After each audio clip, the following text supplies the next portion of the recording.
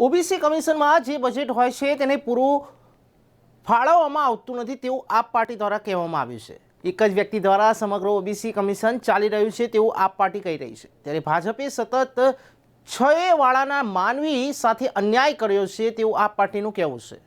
આમ આદમી પાર્ટીના ઓબીસી સેલના પ્રદેશ પ્રમુખ ભરતભાઈ કોટિલાએ વિડીયોના માધ્યમથી એક મહત્વપૂર્ણ મુદ્દા પર પોતાની વાત રજૂ કરતા જણાવ્યું કે તાજેતરમાં જ એક અહેવાલ દ્વારા જાણવા મળ્યું હતું કે ઓબીસી કમિશનમાં જે બજેટ હોય છે તેને પૂરતું ફાળવવામાં આવતું નથી અને એક જ વ્યક્તિ દ્વારા સમગ્ર કમિશન ચાલી રહ્યું છે। ભાજપ મનુવાદી વિચારધારા ધરાવે છે અને આ સરકાર એસસી એસટી અને ઓબીસીના લોકો માટે કોઈ સ્થાન નથી। આ ફક્ત ઉદ્યોગપતિઓની સરકાર છે।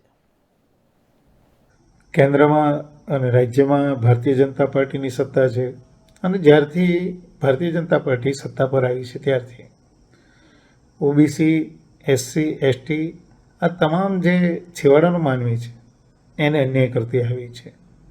તાજેતરમાં નામદાર હાઈકોર્ટે ગુજરાત સરકારને ઠપકો આપીને કીધું છે કે તમે ઓબીસી સમાજને અન્યાય કરી રહ્યા છો। કમિશન 5 વ્યક્તિનું હોવું જોઈએ, એની બદલે એક જ વ્યક્તિ કમિશન ચલાવે છે। અને એટલું જ નહીં, બજેટની ફાળવણી પણ પૂરતી થતી નથી। ત્યારે હું એ વાત ચોક્કસ કહીશ કે મનુવાદી વિચારધારામાંથી ઉત્પન્ન થયેલી ભારતીય જનતા પાર્ટી એની વિચારધારામાંથી ક્યારેય હટતી નથી। એટલે કે છેવાડાનો માનવી એમને પસંદ નથી। કોઈને કોઈ રીતે છેવાડાના માનવીને કચડી નાખવો, એનો અવાજને કચડી નાખવો અને એમની જે સ્થિતિ છે છેવાડાના માનવીનું એમનું ઉત્થાન કરવાને બદલે એમની હાલત ખરાબ થાય એ સતત પ્રયત્નમાં રહે છે। એટલા માટે થઈને જ એમણે ઓબીસી અનામતને જે નિમણૂકમાં હતી એને હોરિઝોન્ટલ અને વર્ટિકલમાં ગણતરી કરી અને કેમ ઓછામાં ઓછી અનામત મળે અને ઓબીસીના ફેમિલીના કેમ ઓછામાં ઓછા લોકો સરકારી નોકરીમાં દાખલ થાય એવા પ્રયત્નો આ ભારતીય જનતા પાર્ટીની સરકાર કરી રહી છે।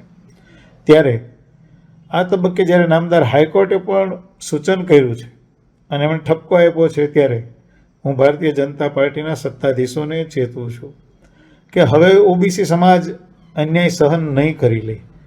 એ યાદ રાખજો કે 54% વસ્તી ધરાવતો ઓબીસી સમાજ અને એસસી, એસટી અને ઓબીસી એ કુલ 82-83% વસ્તી ધરાવતો સમાજ છે અને એને તમે સતત અન્યાય કરતા રહ્યા છો, ત્યારે એનું પરિણામ ભોગવવા તૈયાર રહેજો। જ્યારે એક અન્યાય સામે બુલંદ અવાજ ઊભો થશે ત્યારે ભારતીય જનતા પાર્ટીના સત્તાધીશો તમારે ખૂબ મોટું પરિણામ ભોગવવાનો સમય આવશે। આ તબક્કે હું આપને ચેતવું છું।